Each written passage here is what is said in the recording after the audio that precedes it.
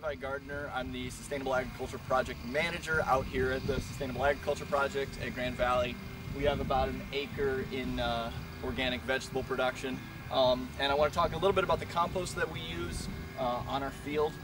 So in organic vegetable production, a lot of people know that you don't use pesticides or fertilizers, but then what replaces the nutrient source for your crops? And we do have some organic fertilizers, but we have a kind of a compacted clay loam out here that we're working. So addition of compost as a soil amendment is incredibly important, not only for retention of moisture, but then also to prevent against it getting waterlogged. Clay, we have kind of a difficult time. There's only about a 5-minute window where it's just the right moisture content. And this compost really has helped ameliorate a lot of that. We purchased this from a place called IV Compost. It's about 5 miles down the road. And it's all yard waste compost, so there's no animal products, which we would like to use dairy compost, but this is just widely available and relatively inexpensive. And it's really, really good stuff. We've used it for the past couple years. We use it in the hoop house.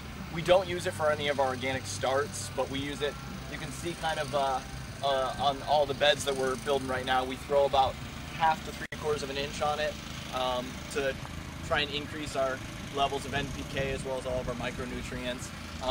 And it's just significantly improved. We've been able to apply a lot in this first 1/2 acre, not as much as we'd like in the back half, and you can see dramatically kind of the food that this has provided for microorganisms and earthworms and beetles, how much more moisture this holds and it doesn't dry out in the summer, and also how much it prevents it from just getting completely soaked and waterlogged.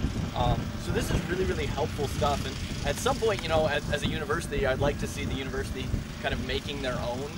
Right now we send all of our food waste somewhere else, we pay them to take it, and then we pay to bring it back on campus as well. And I think it'd be incredibly valuable if a lot of campuses could figure out, you know, ways to compost on site and kind of close that gap a little bit more and then use it for something like this. We'll have 2 acres in production in a couple years here, so to have kind of a close source would be really helpful.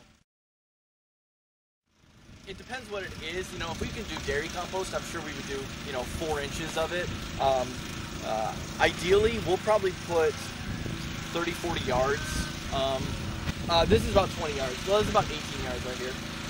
We've used a couple yards, but this is about 20 yards, so we'll use about 2 to 3 of these this year.